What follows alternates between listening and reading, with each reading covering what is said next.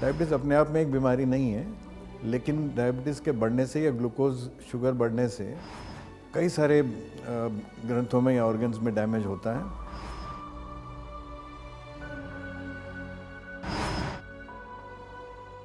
ये blindness, kidney failure, heart attack और stroke का एक बड़ा कारण है।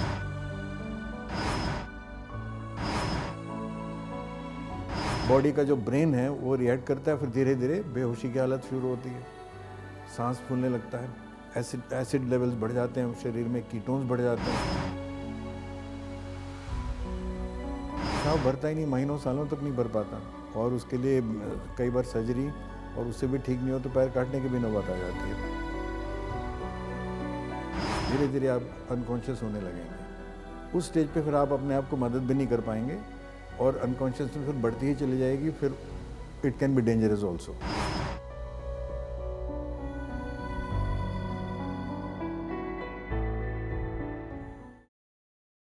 नमस्कार, मैं हूँ डिम्पल। स्वागत है आपका CNBC आवाज़ के खास शो सेहत की आवाज़ में।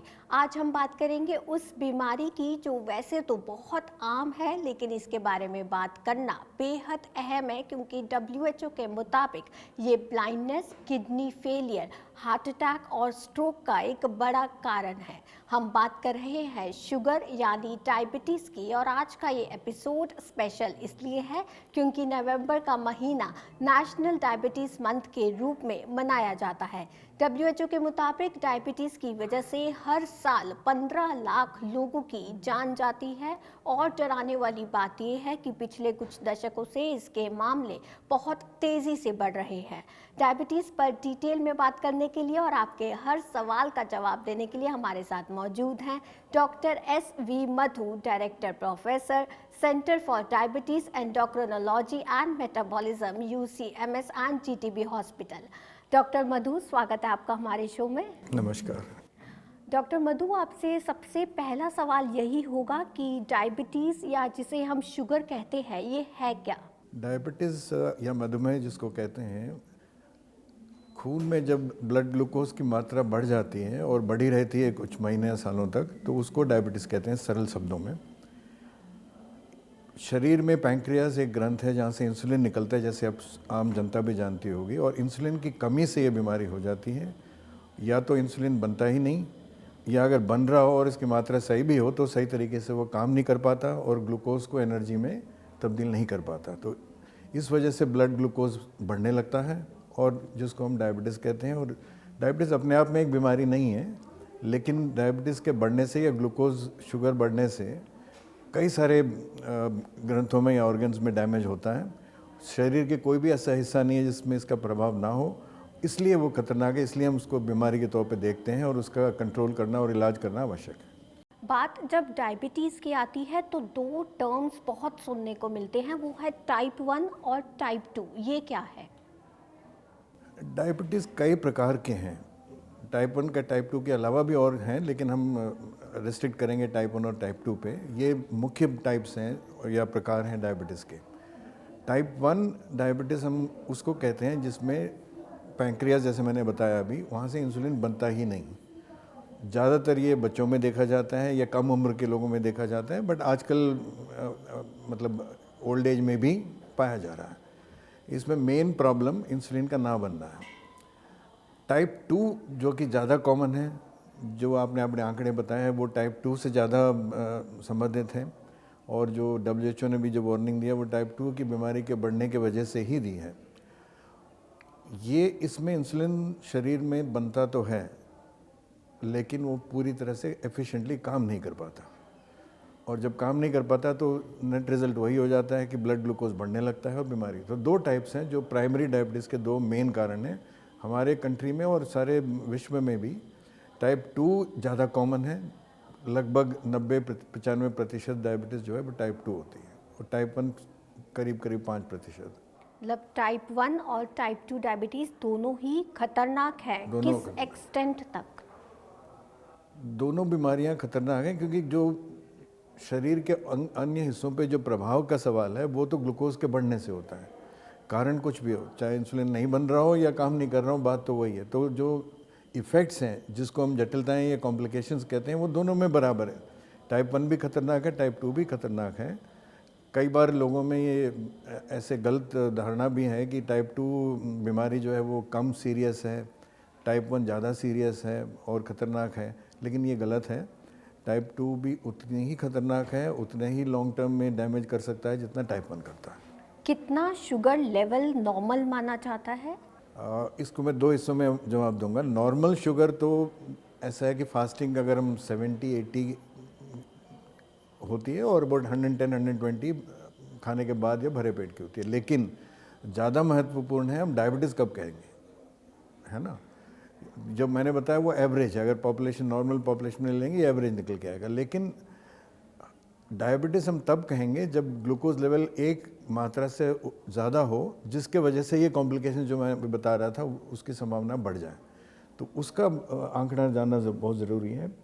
फास्टिंग या खाली पेट अगर 126 ब्लड ग्लूकोज मिलीग्राम पर डेसीलीटर कहते हैं, उससे अगर अधिक हो या भरे पेट 200 से अधिक हो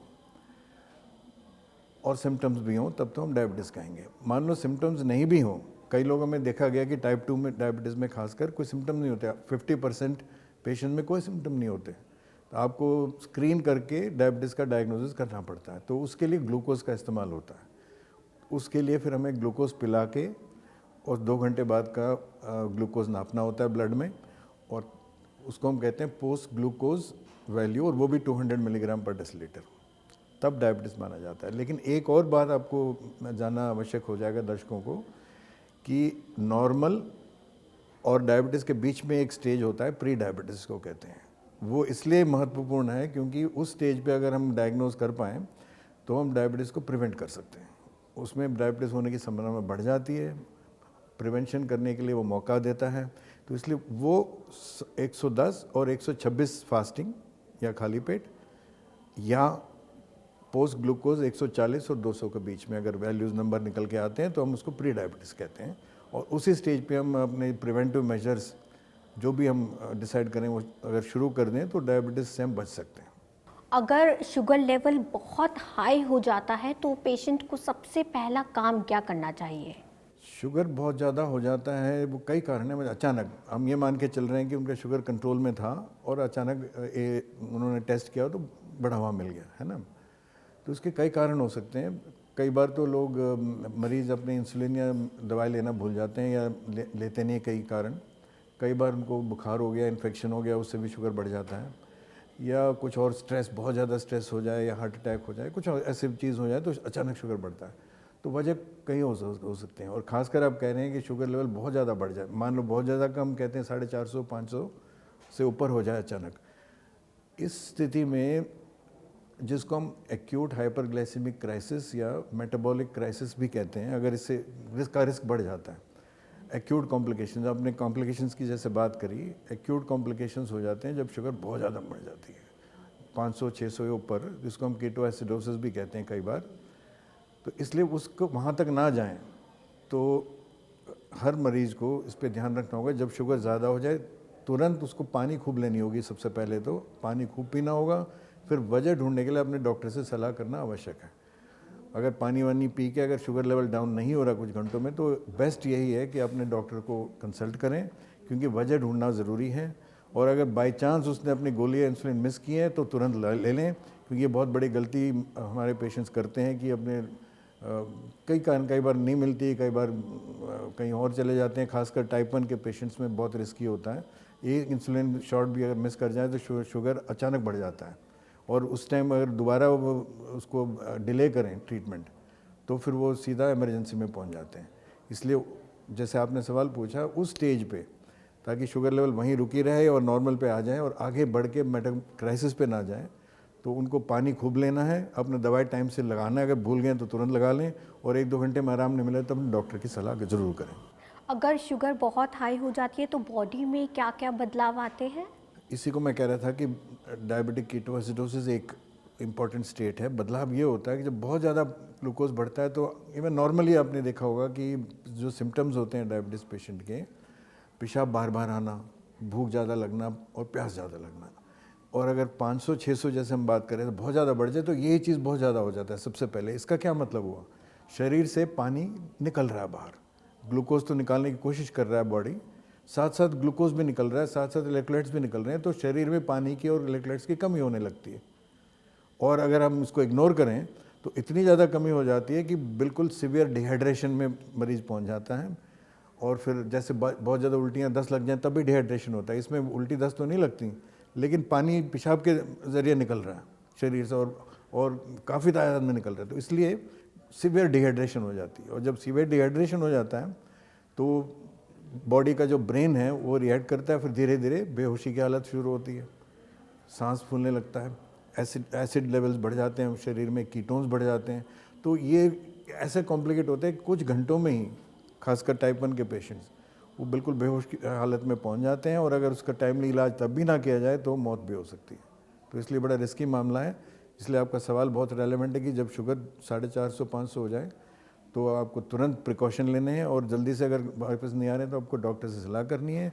और अगर टाइप 1 डायबिटिक हैं, अगर आपका कीटोन्स यूरिन में नापने के साधन आपके पास हैं, जो कि कई हॉस्पिटल्स में हम देते भी हैं, तो अपना कीटोन्स ज़रूर देख लें। अगर कीटोन्स हाई हैं तो तुरंत हॉस्पिटल पहुँचें। और अगर शुगर अचानक से लो हो जाए तो बॉडी में क्या कॉम्प्लिकेशंस या बदलाव आते हैं? हाँ, शुगर लो बीमारी की वजह से तो नहीं होती डायबिटीज़ में, लेकिन इसलिए हो जाती है क्योंकि हम डायबिटीज़ कंट्रोल करने के लिए कई सारी दवाएं देते हैं या इंसुलिन देते हैं जो शुगर डाउन करती हैं। नॉर्मल पे तो लाती ही हैं, लेकिन कई सिचुएशन ऐसे होती हैं कि डोज ज़्यादा ले लिया या एक्सरसाइज ज़्यादा कर लिया या खाना नहीं खाया, आपने गोली खा लिया, इंसुलिन लगा लिया, तो शुगर डाउन होने की संभावना हो जाती है। तो इस सिचुएशन में बॉडी अपने आप उसको पहचानने की कोशिश करता है, तो कई वार्निंग सिम्टम्स तो देता है मरीज़ को, जो हम अपने मरीज़ों को सिखाते भी हैं और यहाँ भी मैं बता देता हूँ। सबसे पहले आपको कंसंट्रेट करना में मुश्किल होगा, काम कर रहे हैं आप कंसंट्रेट नहीं कर पाएंगे, ध्यान आपका नहीं लगेगा काम पे, फिर आपको चक्कर से आएंगे, धुंधला सा दिखाई देने लगेगा, बहुत ज़्यादा भूख लगने लगेगी, हाथ पैर थोड़े कांपने लगेंगे। तब आपको वार्निंग है कि भाई शुगर साइड डाउन हो रहा हो, आप अगर चेक कर सकते हैं तो कर लीजिए, नहीं तो कम से कम कुछ ले लीजिए। और अगर तब भी आप इग्नोर करते हैं तो आपके दिल की धड़कन बढ़ने लगेगी, पसीने आने लगेंगे। तो ये सब बॉडी का रिएक्शन है जो शुगर डाउन होने पे होता है, तब आपको करेक्ट करने का मौका देता है। अगर तब भी नहीं करेंगे तो फिर ब्रेन पे इसका इफेक्ट होता है। तो वही जो मैं पहले बता रहा था, शुगर बढ़ने से जो होने लगता है वही फिर शुरू हो जाएगा, धीरे धीरे आप अनकॉन्शियस होने लगेंगे। उस स्टेज पे फिर आप अपने आप को मदद भी नहीं कर पाएंगे और अनकॉन्शियसनेस फिर बढ़ती ही चली जाएगी, फिर it can be dangerous also. तो उस स्टेज पे तो कई बार बहुत ज़्यादा लो हो जाए, 20-30 तक शुगर पहुंच जाए तो खतरा भी हो सकता है। अगर बहुत ज़्यादा शुगर लो हो जाती है अचानक से, तो पेशेंट सबसे पहली चीज़ क्या करे? वही तो अभी जैसे मैंने वार्निंग सिम्टम्स बताए, तो उसका पहचानना बहुत ज़रूरी है, इसलिए हम हर मरीज़ को सिखाते हैं। और ये तो हर डायबिटिक पेशेंट को जानना, और हाइपोग्लाइसीमिया भी हम इसको कहते हैं, शुगर जब लो हो जाता है, उसका पहचान करना बहुत ज़रूरी है अर्ली। इन सिम्टम्स से पहचान में आ जाता है। जैसे वो आपको तुरंत आइडियली ग्लूकोज लेना चाहिए, क्योंकि हमें शुगर लेवल तुरंत बढ़ाना है, और ग्लूकोज से ज़्यादा बेहतर कुछ भी नहीं है जो ग्लूकोज तुरंत बढ़ा ले मिनटों में।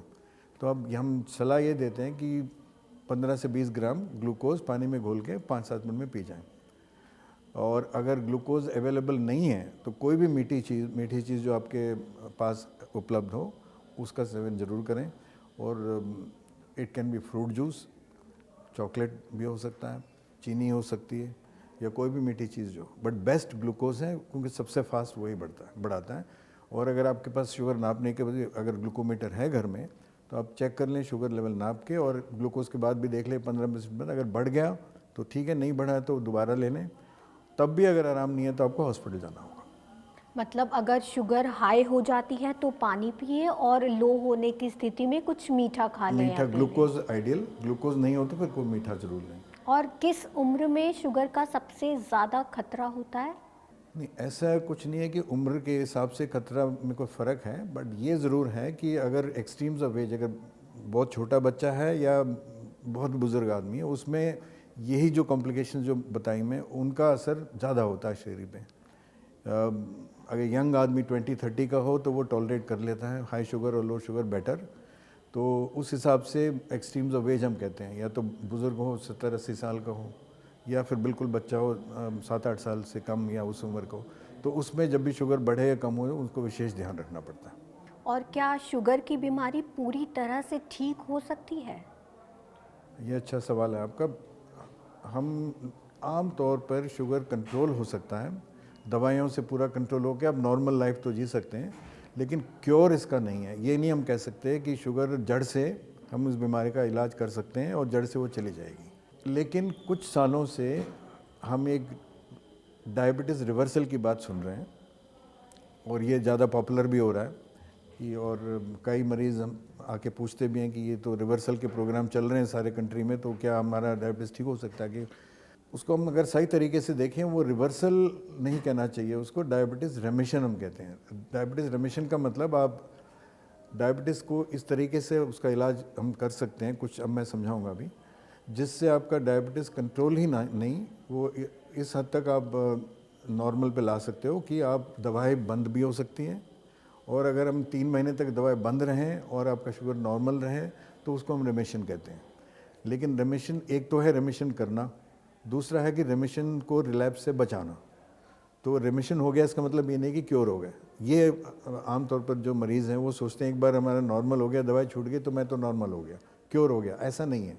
निमोनिया है, आपने ट्रीट कर दिया, आपकी निमोनिया खत्म हो गई तो आप क्योर हो गए। डायबिटीज़ ऐसा नहीं है, रेमिशन कहते हैं इसको। इसलिए अभी तो नॉर्मल है, एक तरह से क्योर भी है, लेकिन टेम्पररी है। अगर आप दोबारा वही गलतियां करोगे आपका जीवन शैली में और चीज़ें, आप प्रिवेंशन मेजर्स नहीं लेंगे तो आपको दोबारा डायबिटीज़ के लेवल या नंबर बढ़ जाएंगे, आप दोबारा डायबिटीज़ की दवाई आपको लेनी पड़ जाएगी। तो इसलिए रेमिशन पॉसिबल है, और WHO ने भी इस बात को माना है कि रेमिशन पॉसिबल है, खासकर टाइप 2 डायबिटीज़ में। टाइप 1 में कुछ नहीं पॉसिबल है। टाइप 1 का इलाज इंसुलिन है और इंसुलिन आपको लेना ही पड़ेगा।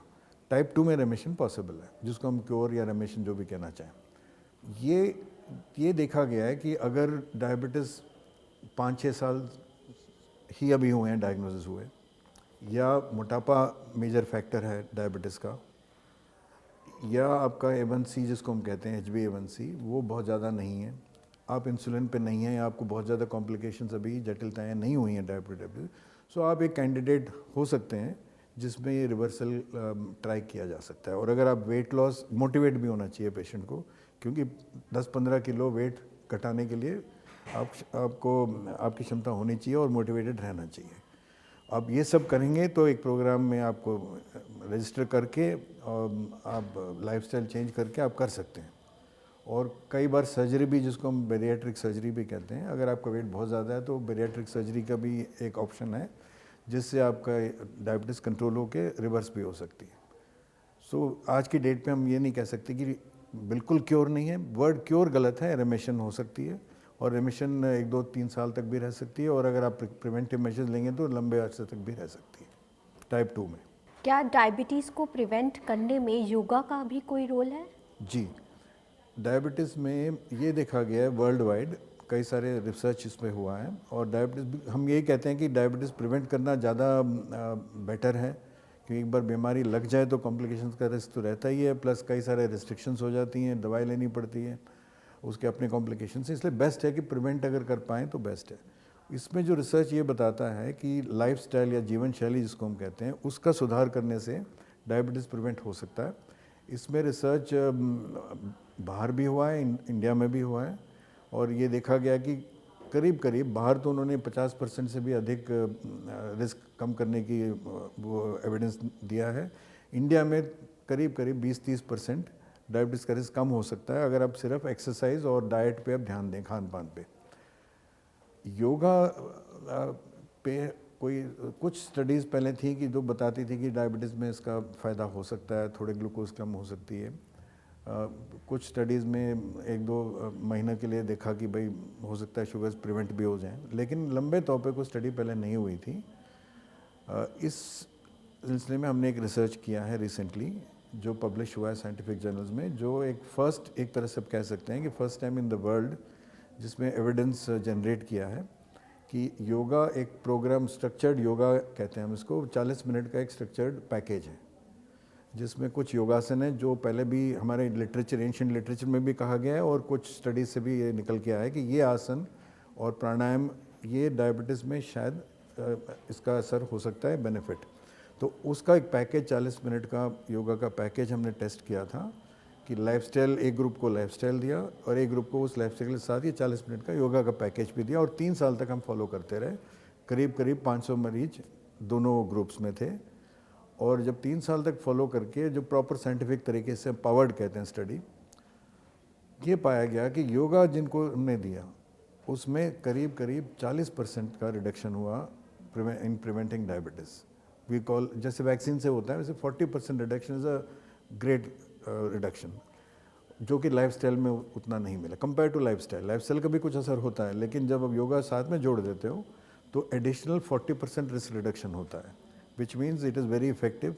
और yoga definitely can prevent diabetes. अब ये भी रिसेंटली पब्लिश हुआ है और हम इसको अब लेके भी जा रहे हैं सरकार के पास, that they should implement it at national level, ताकि हमारे कंट्री में जो डायबिटीज़ सेकंड ही है वर्ल्ड में, चाइना के बाद सबसे ज़्यादा डायबिटिक्स इंडिया में पाए जाते हैं। तो इसलिए अगर हम इस योगा या इस टाइप का एक प्रोग्राम पॉलिसी लेवल पे हम ले लें तो डायबिटीज़ प्रिवेंशन में बहुत काम आ सकता है। डायबिटीज़ की दवाई डेली लेनी होती है, ये सबको पता है, लेकिन लोगों को बहुत कन्फ्यूजन है।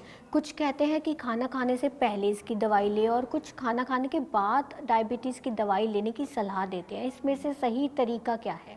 ये डिपेंड करता है कि आप गोली कौन सी प्रिस्क्राइब हुई है। 2 तरह के ब्रॉड टैबलेट्स पहले होते थे, आजकल कई और भी आ गए हैं। एक ग्रुप है जिसको हम सल्फोनाइल यूरियाज कहते हैं, जो आज की डेट पे ग्लाइमिपराइड नाम की एक दवाई है, जिसका काम है शरीर में पैंक्रियास से इंसुलिन के लेवल बढ़ाना। ऐसे दवाइयों को आपको खाने से पहले ली जानी चाहिए। जो ग्लाइमिपराइड आजकल जो इस्तेमाल करते हैं उसमें ऐसे 2 ही दवाई हैं, ग्लिक्लाजाइड या ग्लाइमिपराइड, जो पैंक्रियास से इंसुलिन सेक्रीट करवा के ब्लड लेवल बढ़ाती हैं। इस तरीके से काम करती हैं। उसको टाइम चाहिए। आपने खाना खाया उससे पहले आप नहीं लेंगे तो आपका इंसुलिन शरीर में लेवल बढ़ेगा नहीं इन टाइम। आपका खाना ब्लड में जा चुका होगा लेकिन दवाई की लेवल नहीं आएगी, इसलिए उसको खाना से पहले दिया जाता है। बाकी जितने भी दवाइयाँ हैं वो सारे खाने के बाद दे दी जाती हैं, क्योंकि उनका मोड ऑफ एक्शन डिफरेंट है। तो दोनों बातें सच हैं। कुछ दवाइयाँ खाने से पहले ली जाती हैं, आधे घंटे हम आमतौर पर बताते हैं, और दूसरी टाइप की दवाइयाँ मोस्टली खाने के बाद दी जाती हैं। इंसुलिन भी खाने से पहले दी जाती है, क्योंकि इंसुलिन हम जो देते हैं शरीर में वो उसको टाइम लगता है। कुछ इंसुलिन 10-15 मिनट में उसका असर स्टार्ट होता है, कुछ में आधे घंटा लग जाता है। तो अगर आपने खाने के साथ दिया तो खाना से ग्लूकोज तो ब्लड में पहुंच गया, लेकिन इंसुलिन लेवल आया नहीं, तो आपका शुगर बढ़ जाएगा। तो इसलिए आपको इंसुलिन भी जो है खाने से या 10 मिनट, 15 मिनट या आधा घंटा, depending on type of insulin that you are giving, वो आपको पहले लेना पड़ता है। और कितनी फ्रीक्वेंटली हमें शुगर टेस्ट करवाते रहना चाहिए? फ्रीक्वेंसी ऑफ टेस्टिंग डिपेंड करता है पेशेंट पे। ऐसा हम ये नहीं कह सकते कि हर मरीज को इतना फ्रीक्वेंटली ही कराना है। वो मरीज़ के डायबिटीज़ पे डिपेंड करेगा, उनके और कॉम्प्लिकेशन से डिपेंड करेगा, और टाइप ऑफ डायबिटीज़, हमने टाइप 1 टाइप 2 की बात करी, उस पर डिपेंड करेगा। अगर हम टाइप 2 डायबिटीज़ की बात करें और अगर हम ये बात करें कि पेशेंट ऑलरेडी कंट्रोल्ड है, दवाएं असर कर रही हैं, एक ब्लड ग्लूकोज नॉर्मल हो चुका है, दवाएं उसको लेनी, ऐसे मरीज़ को घर में शुगर टेस्ट करने की कोई आवश्यकता नहीं है। वो लैब में अपना टेस्ट कराएं, महीने में एक बार कराएं, काफ़ी है। 3 महीने में वो HbA1c का टेस्ट करें, वो भी काफ़ी है। लेकिन अगर दवाई में कोई बदलाव किया हमने, या अभी शुरू में डायग्नोसिस हुआ टाइप 2 का और अभी आप उनको ट्रीटमेंट अभी स्टेबलाइज कर रहे हैं, उसमें हो सकता है हफ्ते में एक बार टेस्ट कराना पड़े या 2 हफ्ते में कराना, बट लैब से काफ़ी है। घर से टेस्ट कराने के लिए टाइप 2 के लिए आमतौर पर ज़रूरत नहीं होती, जो कि कई मरीज़ समझते हैं कि गलत है, उनको करना चाहिए। टाइप 1 पेशेंट हो या टाइप 2 जिसमें इंसुलिन की रिक्वायरमेंट हो गई हो, उनमें हम सलाह देते हैं कि घर में टेस्टिंग आपको शुगर की करनी चाहिए, क्योंकि प्रॉपरली मॉनिटर जब तक नहीं करेंगे आपका कंट्रोल का नहीं पता लगता। दूसरा, लो शुगर कभी भी हो सकता है, उसको पकड़ने के लिए आपको फ्रीक्वेंटली घर में टेस्ट करना होता है। और ये frequency again depends on type and situation. अगर हम ये ज़रूर कहते हैं कि हफ्ते में आप 7-8 बार टेस्ट करें डिफरेंट टाइम्स पे। हम स्कैटर्ड चार्ट भी कहते हैं इसको। फास्टिंग किया, फिर खाने के नाश्ते के बाद कर लिया एक दिन, अगले दिन आपने लंच से पहले और लंच के बाद का कर लिया, अगले दिन आपने डिनर से पहले डिनर के बाद का कर लिया। ऐसे आप 6 से 8-10 रीडिंग हफ्ते में कर लें और डॉक्टर के पास जब जाएं, आप कहीं नोट करके उनको दिखा दें, उनका अंदाज़ा हो जाता है 24 घंटे में आपका क्या पैटर्न ग्लूकोज का है, तो अकॉर्डिंगली वो उनको दवाई चेंज करने में मदद मिलती है। और 24 घंटे में हमें कितना मीठा खाना चाहिए? डायबिटीज़ के मरीज़ों को तो हम मीठा अलाउ ही नहीं करते हैं। मीठा बिल्कुल अलाउड नहीं है, बिकॉज जब भी मीठा खाएंगे ग्लूकोज बढ़ेगा। इसका मतलब ये नहीं कि हम लाइफ लॉन्ग उनको कहेंगे कभी भी नहीं खा सकते, कोई पेशेंट इसको फॉलो ही नहीं करेगा एडवाइस को। तो कभी कभी हम अलाउ कर देते हैं, जैसे कुछ भी हो, कभी कभी तो ले सकता है, लेकिन ऐसे नहीं बोल सकते कि नियमित रूप से आप दिन में इतना आपको मीठा खाना है। वो तो हम मना ही करते हैं, क्योंकि वो शुगर तो बढ़ाएगा ही। लेकिन अपने महीने में 2 हफ्ते में कहीं गए पार्टी में, आपने कभी स्वीट खा लिया, तो हम उसको अलाउ कर देते हैं, क्योंकि उससे कोई खास नुकसान नहीं होता। लेकिन अगर आप नॉन डायबिटिक की बात करें और अगर हम प्रिवेंशन ऑफ डायबिटीज़ के एंगल से इसको बात करें, तो मीठे से ज़्यादा मीठा या शुगर, इसका रिस्ट्रिक्शन है। WHO ने भी किया है और हर कंट्रीज़ ने भी अपना बनाया है। वो कहते हैं कि जितना आपका ऊर्जा या एनर्जी के लिए आप खाना खाते हैं, कैलोरीज जिसको हम कहते हैं, उसका 1/10 ही आपको शुगर से मिलना चाहिए, लेस देन 1/10, विच मीन्स रफली 6 से 9 चम्मच शुगर और शुगर कंटेनिंग फूड्स इन 24 घंटे। इससे ज़्यादा आपको नहीं लेना चाहिए। तो अगर हम मीठा बिल्कुल ही ना खाएं, कोई चीनी नहीं, मिठाई नहीं, आइसक्रीम नहीं, तो क्या हम डायबिटीज़ से बच सकते हैं? नहीं, ऐसा नहीं है। ऐसा नहीं है कि सिर्फ शुगर खाने से या मीठा खाने से शुगर की बीमारी हो, ऐसा नहीं है। अगर आप शुगर खाते हैं और बार बार मिठाई एक्सेस में खाते हैं महीनों सालों तक, उससे भी शुगर प्रेसिपिटेट हो सकता है, बट ये नहीं है कि वो मुख्य कारण है। कई सारे फैक्टर्स होते हैं, और ये बिल्कुल गलत है कि अगर हम शुगर नहीं खाएंगे तो हम डायबिटीज़ हमारी क्योर हो जाएगी या ठीक हो जाएगी। कार्बोहाइड्रेट्स हम जो खाते हैं उसमें प्रोटीन, फैट्स, कार्बोहाइड्रेट्स हम सब जानते हैं। कार्बोहाइड्रेट्स एक मात्रा तक हमें अलाउड है कि खा सकते हैं, कोई भी हेल्दी आदमी भी। और ग्लूकोज कार्बोहाइड्रेट से बनता है, तो अगर आप मीठा चीज़ नहीं भी खाएंगे तो भी कार्बोहाइड्रेट ज़्यादा खाएंगे तो ग्लूकोज बनेगा और ग्लूकोज बढ़ाएगा। तो ऐसे नहीं है कि आपका डायबिटीज़ नहीं होगी या डायबिटीज़ कंट्रोल में आ जाएगा। अगर कार्बोहाइड्रेट ज़्यादा खाएंगे तब भी आपका ग्लूकोज लेवल बढ़ेगा। लेकिन जो शुगर और मिठाई जो है उसमें 2 प्रॉब्लम और हैं। एक तो है उसको फ्री शुगर्स कहते हैं, मतलब तुरंत ग्लूकोज लेवल बढ़ा देगा। तो डायबिटीज़ के मरीज़ को क्या होगा, जैसे उसने मीठी चीज़ खाई, तभी तो हम कहते हैं कि जब लो शुगर हो जाए तो आप मिठाई खाइए, वो तुरंत जल्दी से जल्दी शुगर बढ़ा देगा। तो अब दवाई आपका असर कर नहीं पाएगा और शुगर लेवल बढ़ जाएगा, उससे प्रॉब्लम होगी। तो इसलिए शुगर हम इसलिए मना करते हैं। और शुगर ना लेने से कंट्रोल में रहेगा, मीठी चीज़ लेने से कंट्रोल में आसानी से कंट्रोल होगा, दवाई से कंट्रोल में होगा। ये सब बातें हैं, लेकिन बीमारी हट जाएगी और डायबिटीज़ नहीं होगी या बिल्कुल ही क्योर हो जाएगी, ऐसा नहीं है। वो कौन सी 3 चीज़ें हैं जो हर शुगर पेशेंट को रोज़ाना खानी ही चाहिए? ऐसा तो नहीं है कि हम ये मैंडेट करें कि आपको ये 3 चीज़ें खानी है, बट इन जनरल आहार बैलेंस्ड होना चाहिए, चाहे वो डायबिटिक हो चाहे नॉन डायबिटिक हो, जिसको हम संतुलित आहार कहते हैं या बैलेंस डाइट कहते हैं। बैलेंस डाइट तो डायबिटीज़ के लिए भी उतना ही यूज़फुल है जितना नॉन डायबिटिक पेशेंट को है। लेकिन हाँ, कार्बोहाइड्रेट बहुत ज़्यादा नहीं लेना।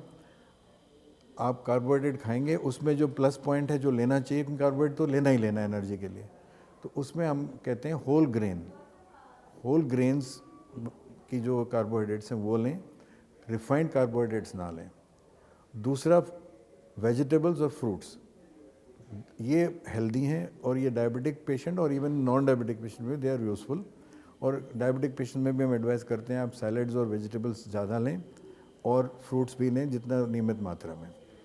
Third thing is you should take enough fibre. जो भी आप डाइट्स लेते हैं उसमें फाइबर ज़्यादा हो तो आपको कंट्रोल करने में भी आसानी रहेगी, कॉम्प्लिकेशन से भी बचाएगा। तो ये 3 चीज़ें हम कह सकते हैं in general. First, balance diet, and then take these 3 things. ये तो लेना ही लेना है, तो इसमें आपको कॉम्प्लेक्स कार्बोहाइड्रेट या whole grain foods, fruits, vegetables, ये लें तो सही रहेगा। वो कौन से फूड्स हैं जो बिल्कुल ही नहीं खाने चाहिए डायबिटीज़ से बचने के लिए? नहीं, डायबिटीज़ पेशेंट को या डायबिटीज़ से बचने के लिए 2 दोनों अलग के अलग लिए चीज़ें बता हैं। दीजिए। डायबिटीज़ पेशेंट्स को थोड़ा सा डिफरेंट है, क्योंकि डायबिटीज़ पेशेंट्स को हम मीठी चीज़ें टोटली बैन करते हैं, बचने के लिए टोटल बैन तो नहीं करते।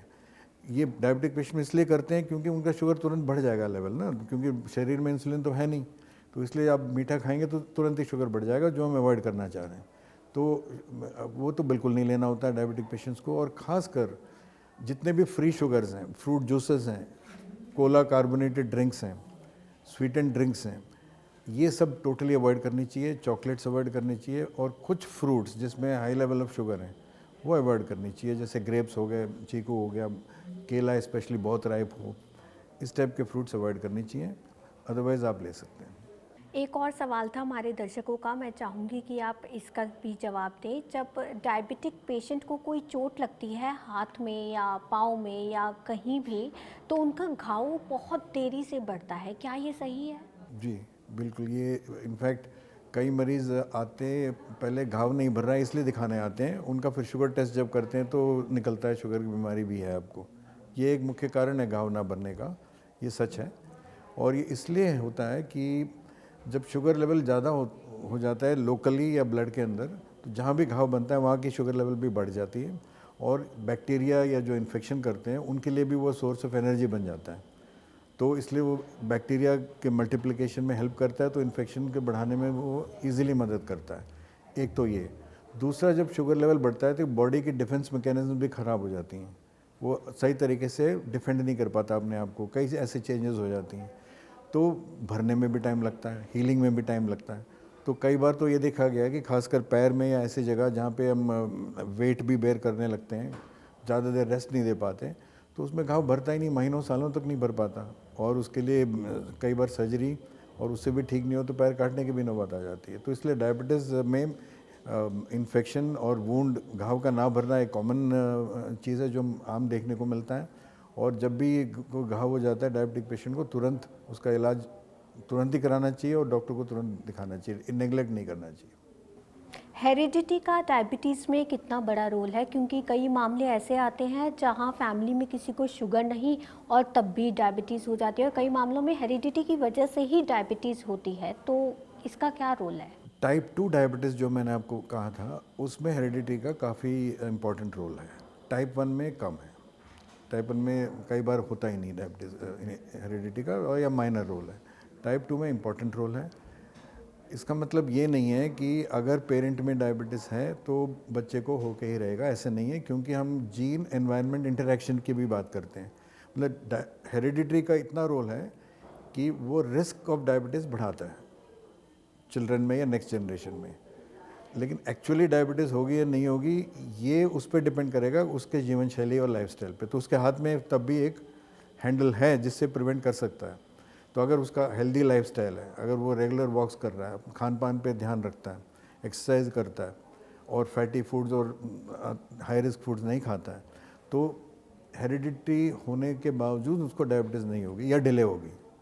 लेकिन अगर हेरिडिटरी है पर्टिकुलरली, और साथ में वो अब खान पान पे भी ध्यान नहीं करेगा, एक्टिविटी भी नहीं करेगा, और ये सब रिस्क फैक्टर्स अगर लागू हो जाते हैं, तो उसको जल्दी से जल्दी डायबिटीज़ होके ही रहेगा। सो कई बार जो आप मिसमैच की बात कर रहे हैं, हेरिडिटी होते हुए भी डायबिटीज़ नहीं होता, वो इसलिए नहीं होता कि वो अपना लाइफस्टाइल उसने चेंज कर रखा है, और इसलिए वो डायबिटीज़ मैनिफेस्ट नहीं हो पाता। शुगर लेवल को कंट्रोल करने में पहले प्री डायबिटीज़ पे ही रोक के रखा उसने, तो इसलिए नहीं हो पाता। आपका जो दूसरा एक्सट्रीम है, आपने ये बताया कि फैमिली में किसी को डायबिटीज़ नहीं थी, लेकिन इस पेशेंट में डायबिटीज़ है।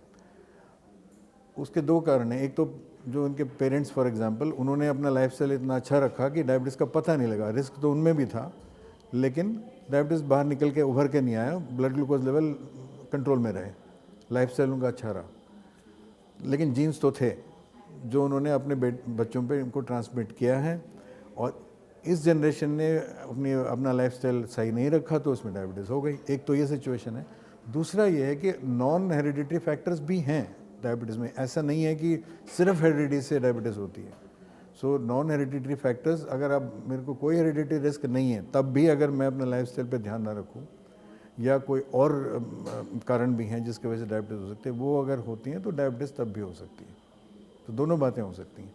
जैसे मैं हमेशा बताता हूँ, एक्सीडेंट होते हैं, एक्सीडेंट रैश ड्राइविंग से होते हैं, ये पता है। Rash driving is something like heredity. तो अगर रैश ड्राइविंग करेंगे तो ज़्यादा रिस्क है एक्सीडेंट का, लेकिन ज़रूरी नहीं है कि हर रैश ड्राइवर हमेशा एक्सीडेंट करेगा, है ना। और रिवर्स भी है, अगर आप सेफ ड्राइविंग भी करोगे तब भी एक्सीडेंट हो सकता है। ऐसा नहीं है कि आप सेफ ड्राइविंग करोगे कि कभी भी एक्सीडेंट नहीं होगा, सेम सिचुएशन है। Hereditary is equal to that rash driving. So वो आपके पास हो गया, अब आपका डिपेंड करता है कि आपकी लाइफस्टाइल कैसे, सेफ है तो आप ज़्यादा सेफ रहेंगे, सेफ्टी मेजर्स करेंगे, नहीं है तो नहीं होगा, रिस्क बढ़ जाता है। डायबिटिक पेशेंट्स को आप क्या टिप्स देना चाहेंगे फिट रहने के लिए? डायबिटीज़ पेशेंट्स को जो टिप्स देना चाहेंगे वो मेनली यही है। एक तो ये है कि आप अपना लाइफस्टाइल डिसिप्लिन करिए, बिकॉज वो मेजर फैक्टर है, चाहे प्रिवेंशन में हो चाहे ट्रीटमेंट पे हो। Lifestyle is the focus of all treatment. जब तक आप लाइफस्टाइल नहीं सुधारेंगे, अपना खान पान पे ध्यान नहीं रखेंगे, रेगुलर एक्टिविटी नहीं करेंगे, तो दवाई भी पूरी असर नहीं कर पाएंगी। तो एक तो पहला टिप तो यह है कि आप अपना लाइफस्टाइल बिल्कुल रेगुलेट करके रखें और डिसिप्लिन रहें और रेगुलर रहें। सेकंड, आपको अगर मेडिसिन पे स्टार्ट किया गया, चाहे वो ओरल टैबलेट्स हो चाहे वो इंसुलिन हो, आपको रेगुलर टाइमली मेडिसिन लेना ज़रूरी है। किसी भी कारण पे ऐसा नहीं होना चाहिए रेगुलर हो, कभी ले लिया कभी नहीं लिया, उससे ग्लूकोज लेवल ऊपर नीचे होती हैं और कॉम्प्लिकेशंस का रिस्क बना रहता है। तो रेगुलर ट्रीटमेंट आपको लेना ज़रूरी है। तीसरा, कॉम्प्लिकेशंस की वजह से हम डायबिटीज़ के डायग्नोसिस का इतना महत्व है, इसलिए कॉम्प्लिकेशंस का अगर आपका डॉक्टर बताते हैं आपकी टाइम टू टाइम ये टेस्ट करवाइए कॉम्प्लिकेशंस डायग्नोज करने के लिए, चाहे आई चेकअप हो, चाहे किडनी चेकअप हो, चाहे ब्लड प्रेशर का हो या कोई और हो टेस्ट, आप इसको डिले ना करें। जैसे आपको एडवाइस किया जाता है डॉक्टर की तरफ से, आप उसको रेगुलर टाइमली चेकअप्स करेंगे तो कॉम्प्लिकेशंस जल्दी से पकड़ में आएंगी, और अगर अर्ली डायग्नोसिस होगा तो उसका इलाज भी तुरंत हो सकता है और डॉक्टर आपकी मदद कर सकता है। अगर आप डिले करेंगे और किडनी आधी डैमेज हो गई, उसके बाद मदद कम मिल पाएगी। तो इसलिए ये 3 चीज़ें हैं मेरे ख्याल से। हेल्दी लाइफस्टाइल का पालन करें, ड्रग्स टाइमली लें, तीसरा कॉम्प्लिकेशंस के डिटेक्शन में मदद करें डॉक्टर का। और जिनको डायबिटीज़ नहीं है उनके लिए कोई खास सलाह? उनके लिए अगेन लाइफस्टाइल तो है ही, आपको लाइफस्टाइल वो तो बचपन से लेके through out the life, I think that is one thing common, specially इसको हम लाइफस्टाइल डिजीज़ कहते हैं। डायबिटीज़ लाइक हार्ट डिजीज़ और other disease is called a lifestyle disease. Lifestyle disease का मतलब जीवन शैली से जुड़ी हुई है। तो आप अपना जीवन शैली अगर आप रेगुलर, एक्टिव और आपका खान पान भी मतलब लो रिस्क फूड्स की तरफ, फैटी फूड्स अवॉइड करें, फ्री शुगर्स अवॉइड करें जैसे मैंने बताया, ये सब, और नियमित मात्रा में आप अपना रखें, वेट अपना कंट्रोल में रखें, तो that is one major thing. So lifestyle is a major thing. दूसरा, स्ट्रेस, ये भी देखा गया आजकल के stress is an important factor. तनाव, मानसिक तनाव जो है, जिसके वजह से डायबिटीज़ उभर के आता है। और एक वो ये भी कारण है, अगर आपकी हेरिडिटी नहीं भी हो तब भी स्ट्रेस अगर आप लेते हैं बहुत ज़्यादा, तो स्ट्रेस की वजह से भी डायबिटीज़ हो सकती है। तो स्ट्रेस अवॉइड करें, चाहे आप वर्क प्लेस पे हो, चाहे घर में हो, फैमिली में हो, कुछ भी हो। टेक लाइफ ईजी, कहना आसान है लेकिन ये बड़ा इंपॉर्टेंट है लाइफस्टाइल डिजीज़ के लिए। स्ट्रेस फ्री रहें। और तीसरा, रेगुलर एक्सरसाइज करते रहें और अलर्ट रहें, तो मेरे ख्याल say that should be enough. And yoga, जैसे बताया, अगर आप एक्सरसाइज के साथ साथ योगा भी कर सकें तो आप ज़रूर अपने प्लान में योगा भी रखें। आधा पौना घंटा का योगा करेंगे, प्राणायाम करेंगे, तो that will not only help relieve stress but also prevent diabetes in the long run, as we have shown. शुक्रिया डॉक्टर मधु, डायबिटीज़ पर डिटेल में बात करने के लिए और हमारे दर्शकों को अवेयर करने के लिए। शुक्रिया, थैंक यू। आपके दर्शकों को मेरा नमस्कार। फिलहाल के लिए इतना ही, हम फिर लौटेंगे सेहत की आवाज़ के नए एपिसोड के साथ। तब तक के लिए रखें अपना ध्यान और इस वीडियो को करें लाइक, शेयर और कमेंट।